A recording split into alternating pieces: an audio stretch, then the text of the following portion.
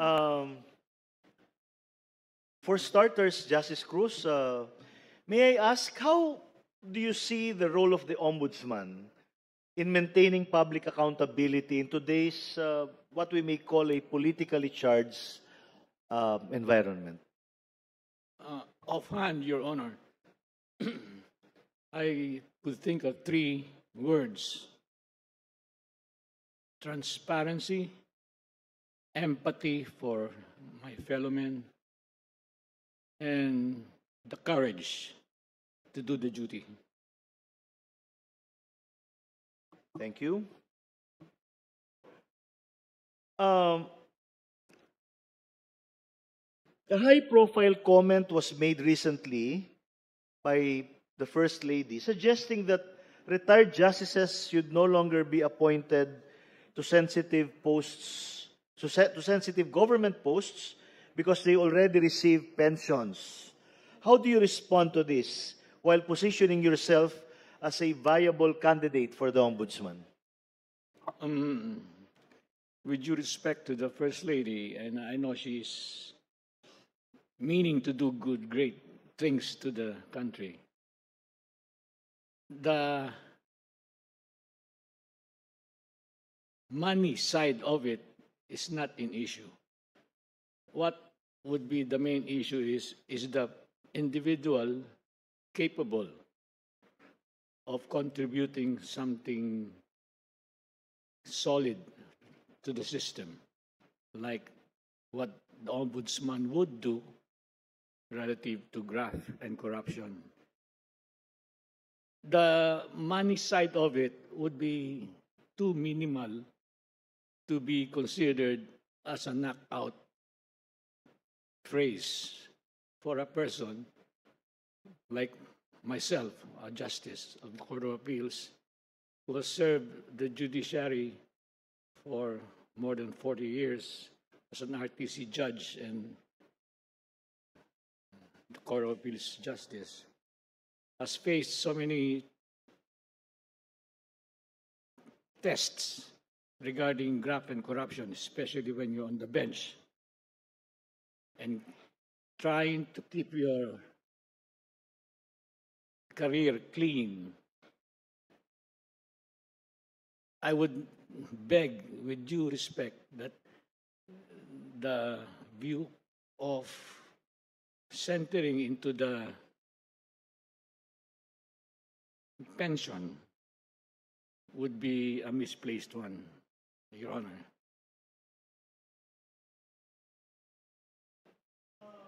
What will be your approach to politically sensitive cases, especially those involving high-profile officials or current administrative allies? Yeah, as the Lady of Justice is portrayed by the statue, she is blindfolded. She holds the sword and the balance, meaning she studies the facts, the arguments, and the law behind it. That's more than enough to it, Your Honor.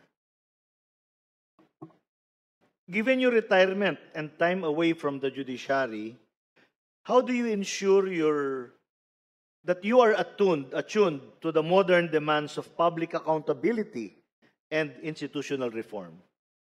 When I retired in 2020, I was appointed as chairman of the board of the Philippine Postal Corporation, a nationwide corporation dealing with basically mails and parcels. It needs upliftment. I have introduced digitalization, upliftment of employee morale and salary, and then the Mount Everest of it all would be the restoration of the burned Manila Central Office just off Lawton, just to secure the necessary funding there is a challenge. but we are getting into it, Your Honor. That was my final question. Thank you, and good luck, Justice and Chairman Cruz. Thank you, Your Honor. Thank you, Attorney Mejia. Our next interviewer is the Honorable Justice Erlinda Piñera Uy. Thank you, Attorney Cuevas. Good afternoon, Good Justice afternoon. Cruz and Chair Cruz. Good afternoon, Your Honor. Yes. As a retired Justice of the Court of Appeals, how has your judicial career prepared you for the Ombudsman investigative and prosecutorial role? Well, as a magistrate, I have to be sitting on a neutral bench, absorbing arguments from both sides of the equator, so to speak. And then, based on established facts, be it stipulated or proven, I apply the law. If there are exempting, justifying circumstances, I apply it. Your Honor. May I know what motivated you to apply for the position of Ombudsman after your retirement from the bench and your current leadership at the Philippine Postal Corporation? First and foremost, age is not the issue. I feel young. May I interrupt? Do you have a term as the current chair of the Philippine Postal Corporation? I serve at the pressure of the president. I see.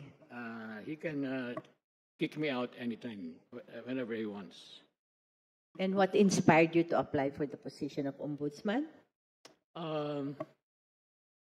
I guess it's for the country. I think I have the capacity and the willpower to be an instrument to correct what is wrong, especially in government, especially in everything that's ridden with graft and corruption. I don't want to lie in waste, waiting for the day to come, but instead, I'd like to optimize my talent. It's there. For the country.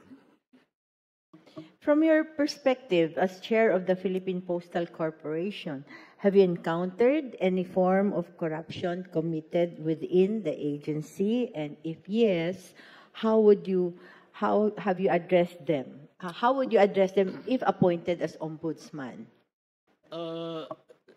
Corruption in the postal is not really corruption per se, but I would term it as complacency.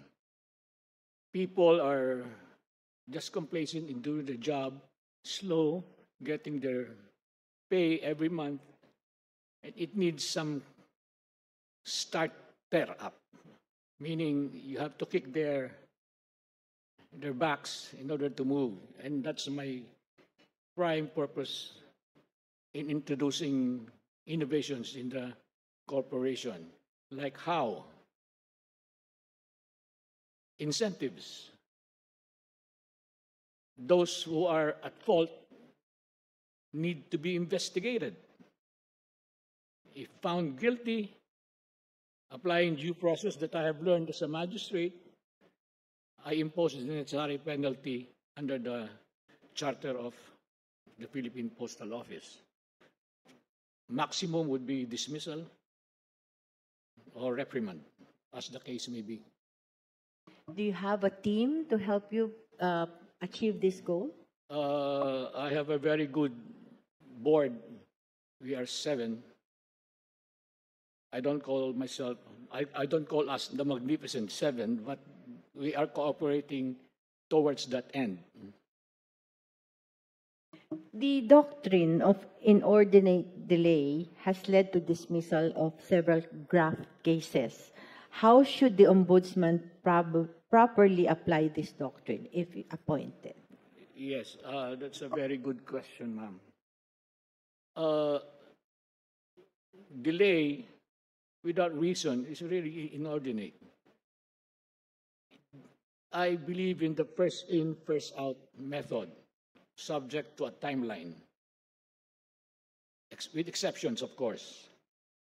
So basically, you must have a dossier in every case, computerized at that, so you could easily monitor it at the press of a key.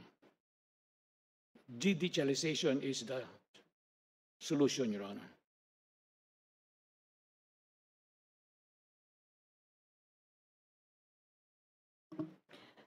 What concrete steps then would you undertake to address case backlogs in the Office of the Ombudsman and to ensure success in the prosecution of corruption cases? I will introduce computerization, paperless work, and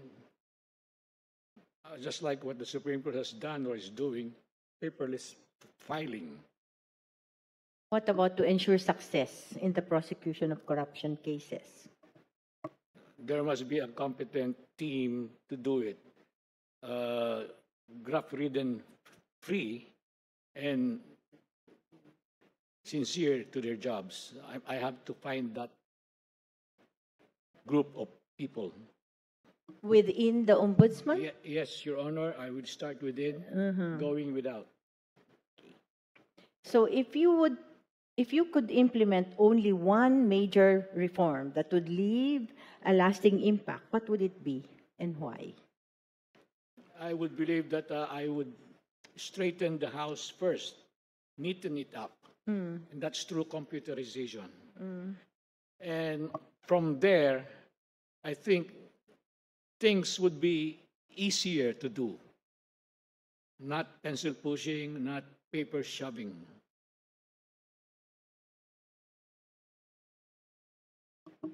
How do you define moral courage in public office? And can you cite an instance in your career when you had to make an unpopular but principled decision? Your Honor, moral courage is your belief, just like religion. You could do anything, undergo everything because you believe in it, just like religion. Typical example would be the martyrs going to the lion's den. That's a moral courage, walking into a lion's den because of your belief is moral courage. Can you cite an example? In my case, personally, I had an experience. This was when I was in the Court of Appeals. A case was raffled to us. It was an application for a writ of habeas corpus. It involved 6 provincial employees in the province up north, Ilocos Norte, when they were questioned by the House relative to some anomalies, just to generalize it, spending on the provincial level. They were asked questions by the committee, I think of good government. And the 6 employees answered, but on the viewpoint of the House, they were not answering. They were skirting the issue, the question. On that point,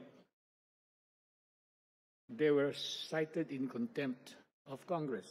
They were put there indefinitely. quote unquote, imprisoned, quote unquote. The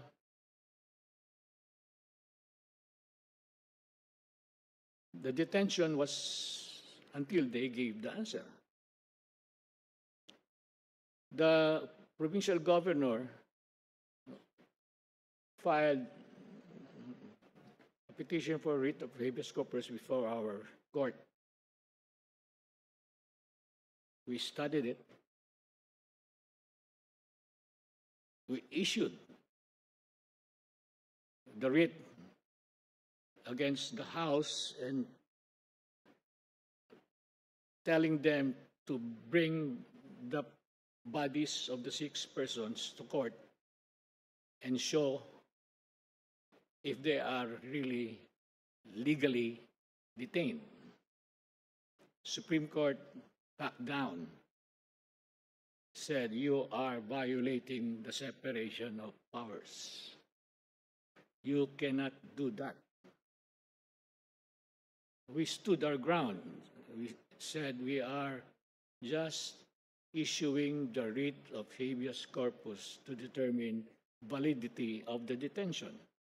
You want to hear that, because if it is not valid, we will free them. But if it's valid, you may detain them. They stood their ground, didn't budge. So there was a stalemate. Until it came to a point that we were cited in contempt of Congress, the 3 of us, members of the division. We stood our ground. It was termed as the Ilocos 6, if you have read that.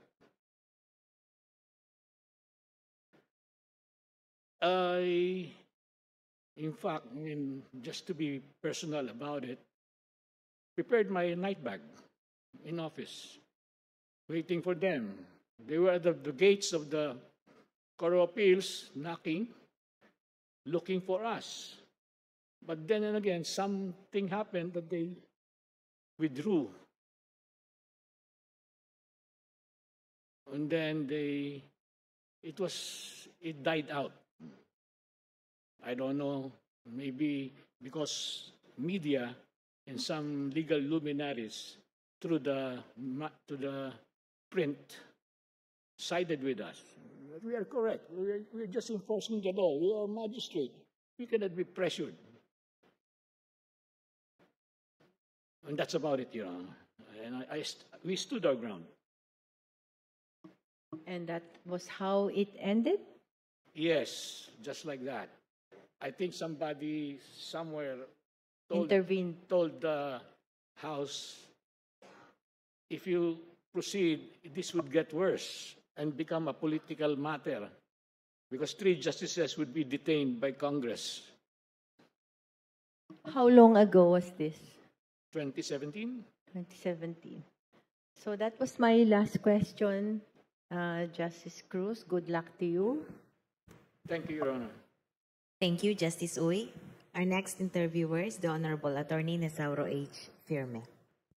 Thank you, Attorney Marife. Good afternoon, Good afternoon. Justice Chair. Good afternoon, Your Honor. Okay. So I and Justice Bambit were discussing earlier. Is there inordinate delay in sending mails? Okay. It's just a joke. I wish there was none, but human beings as we are, serving the whole Philippines from Apari to Jolo and the hinterlands of forests everywhere, barangay, I am afraid we are not up to par. We are not. At any rate, these are actually my questions. No?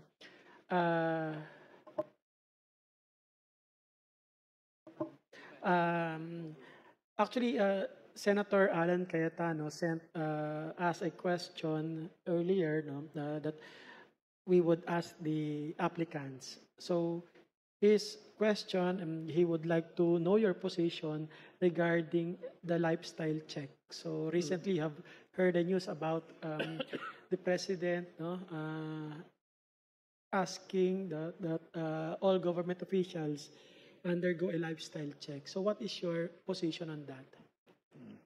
Thank you, Your Honor. As I've said in the initial question, transparency is prime and foremost. A lifestyle check is part of it. You must open your heart and your pockets in order to show that you are transparent and you're really doing your job. No hidden agendas, no secret meetings, no under the tables. With that, I would believe that a man exercising it would have a very clear conscience, and when he faces God, he will face him eye to eye. Okay, this will be my set of questions, Justice Chair. So if appointed as the Ombudsman, what can the stakeholders expect from you? Again, please, I didn't hear that. What can the stakeholders expect from you if ever appointed to the office? I would do what the Constitution commands me to do. Protect government from graft and corruption, bribery, even treason. And then give my contribution. I know I'm not Superman and can do it all, but I would want to be a big player towards that end. And the Ombudsman would be a very, very effective tool in doing it. So Justice, no, I was looking at your sifting through your records, your profile. So I noticed the accomplishment you had. No? So despite all those accomplishments, why do you still want to become an ombudsman? Dispensing justice is my chosen career. I live, breathe, and sleep with it. And at my retirement stage, turning it off like a light bulb would be not good. So I want to contribute and give my share, my mandates, my morality, Your Honor. So you've been a presidential appointee. When you became the CA Justice, you were appointed by President Arroyo, Your Honor. President Arroyo, and then you were appointed to this present post by President Marcos. Yes, Your Honor. Okay, so you have been a presidential appointee. So what makes you an apolitical person? Because I have not been engaged in politics, if that's what a political means. But I have brushes with politicians. I mingle with them. I smell them. I eat with them. So basically, I know their territory. I know what's going on. And being an ombudsman, that would be an asset insofar as I'm concerned. Knowing the enemy. As the saying goes, keep your friends close, your enemies closer. Would it somehow affect your independence, assuming you are now the ombudsman? Independence. Since you mentioned you dine with Yes, politicians. I understand the question, Your Honor. Mingling with them is not conspiring with them. It's getting to know their ins and outs, so you could know better how to address them and solve problems related to them. Your Honor. Yeah. How about integrity? Justice, we all know that integrity is one of the qualities demanded of the post.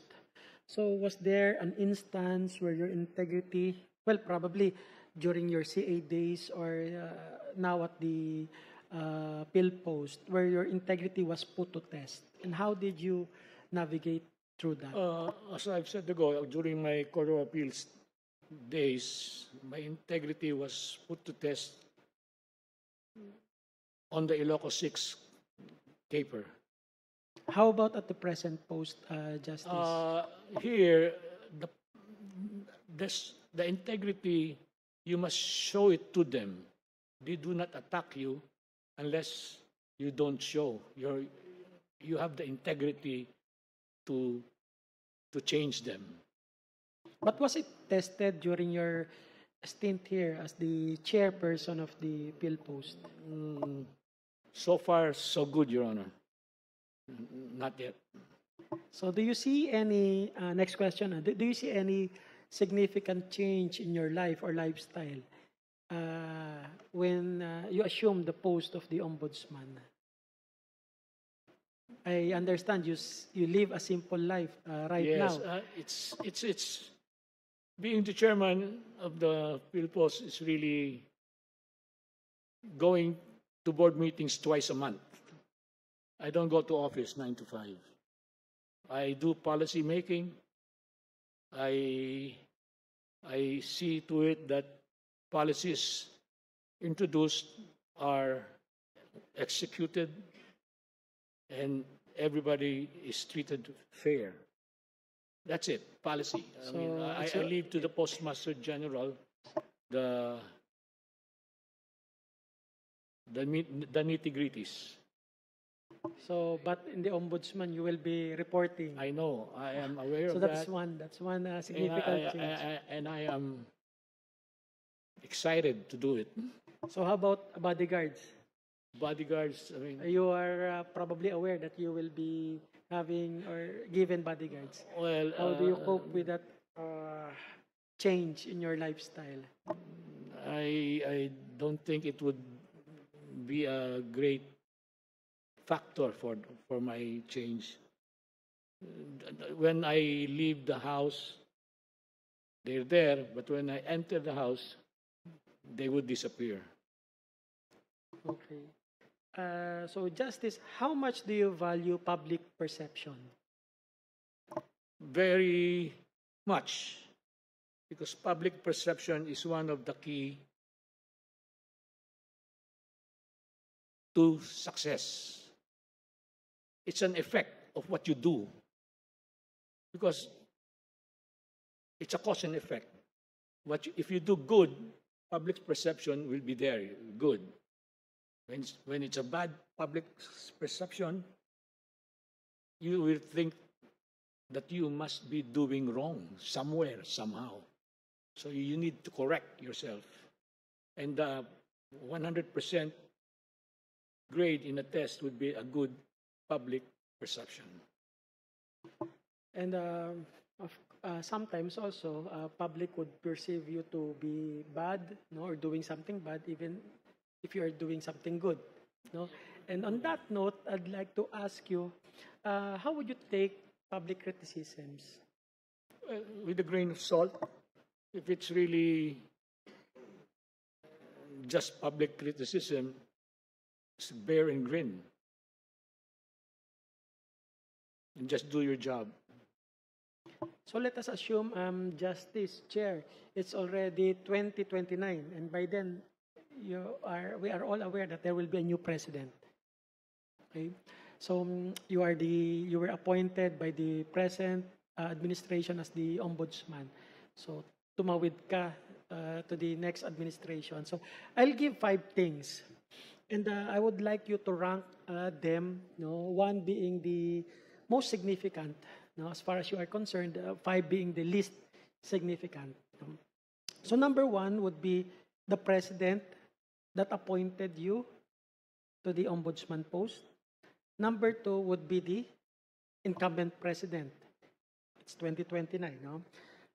Number 3 would be the public perception, the public, including public perception, which I understand you value also. And number 4, the safety of your family. You know that the ombudsman would have a lot of critics. Some of them would do something we would not want to happen. And number 5, your personal goal, which I heard earlier that propelled you to apply to this position. So which do you think is the most significant and which is the least significant in these 5? I guess it's not that I would do it, because let me premise my answer first that my loyalty is to the Constitution and the country. The reverse of 5, 4, 3, 2, 1. And we are also aware that there could be some or several persons that would help you get this post. And some of these could be public officials, sitting public officials. So would you have the courage, the guts, or the nerves to file criminal and administrative cases against those who help you get this post? I won't have any qualms. I would file it based on evidence and facts presented. Just like what I did in the Ilocos 6 caper, I was about to be imprisoned then. But then again, I said to myself, I'm a magistrate, and to quote an old English rule, let justice be done, though the heavens fall. Although the difference here would be these persons were instrumental in the over and above post. it, over and above it, Your Honor. I think they would know that I'm coming in from the right angle. So last question, Justice Chair. If ever appointed to this post, what significant development in your life would make you decide to quit the ombudsman post? Significant, Your Honor? Yeah, anything that would let you or make you decide, I will not finish my term, my 7 years. I could not think of any. I want to finish the term. And after that, I'll retire in peace. That will be all. Justice, thank you and good luck. Thank you, Your Honor. Thank you, Attorney Firme. Our last interviewer is the Honorable Justice Jose Catral Mendoza. Thank you very much, Attorney Marife. Good afternoon, Justice, Chairperson. Good afternoon, Your Honor. I have a set of questions here from Congresswoman Luistro. Number 1, you have been in the practice of law for 48 years, the longest among the applicants. In your own view, does such longevity in the profession provide you with a distinct advantage in assuming the role of ombudsman compared to other relatively younger applicants? I would believe so, Your Honor.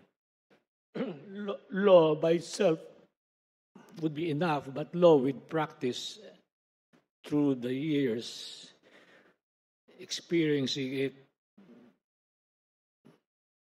personally, To you, it dealing is an with the advantage. situation, I think I would be in an upper hand. Question number 2, having been in legal practice even prior to the adoption of the 1987 Constitution, how would you assess the evolution and effectiveness of the Ombudsman as an institution since its creation under the present constitutional framework? The Ombudsman, or its creation, was a very notable one. It created a balance against good and bad. it is a solution, not the solution, in combating graft and corruption and high crimes, briberies, etc. Especially what's happening now relative to the budget.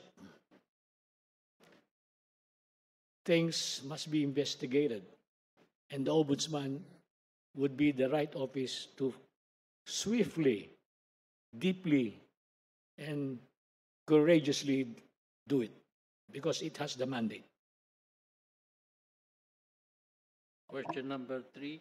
In your personal assessment, what is the current state of the Office of the Ombudsman? Do you consider it truly autonomous and insulated from political pressure, both in form and in practice? As the structure is made, it is, but it needs some editing, so to speak. We need to keep it up with the times, especially influencers from government and politicians. And stonewalling would be the best one to combat those things, Your Honor. We keep ourselves isolated. Question number 4. You were appointed as chairman of the board of directors of the Philippine Postal Corporation only a year ago, where you announced initiatives such as restoring the PhilPost main office and reviving the Postal Bank. If you are appointed ombudsman, would these initiatives be effectively discontinued? The initiatives is not individually propelled. It's caused by a group of persons, namely the board. The board has that mandate. It's been going on step by step. Our target date would be the end of next year. It will be finished. It's a great task. Main office. Yes, Your Honor. Herculean About the task. Postal Bank. The Postal Bank, some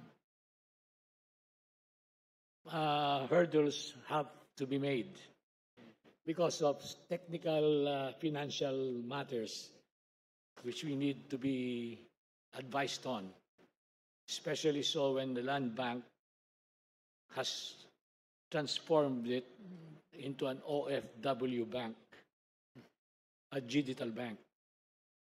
So technical matters should be addressed, but we are on our way there. We have a decision to make whether to get back the old postal bank that was taken from us or create a new bank.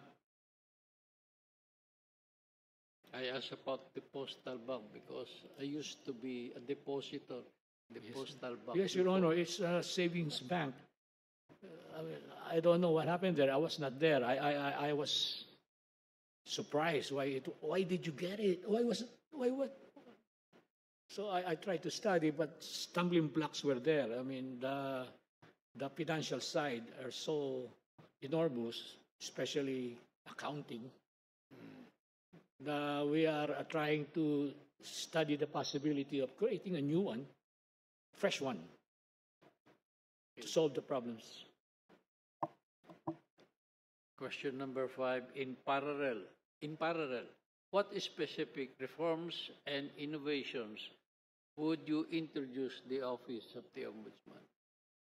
In the Office of the Ombudsman. Manpower, technical know-how, good people, good salary, integrity. They should be immune from graft and corruption. It's a very gigantic job, but I think it can be done through starting from a group of persons. Last question. The Office of the Ombudsman has repeatedly suffered from inordinate delays in the investigation and prosecution of cases, which has led to the dismissal of numerous complaints by the Sandiganbayan and regular courts. As a former Associate Justice, what systemic or procedural changes would you propose to ensure timely disposition of cases? Just like what is done by us in the Court of Appeals, there must be stages. Decision making, the division will discuss, get the consensus of three legal minds in the Court of Appeals, then come up with a decision. Parallel with the Ombudsman, we could create a committee similar to the system undertaken by the Court of Appeals. Checks and balance and quality decisions. Thank you very much, Justice. Chairman, that will be all. Your excuse. Thank you very much. I am honored. Thank you, Justice Mendoza, and thank you, Justice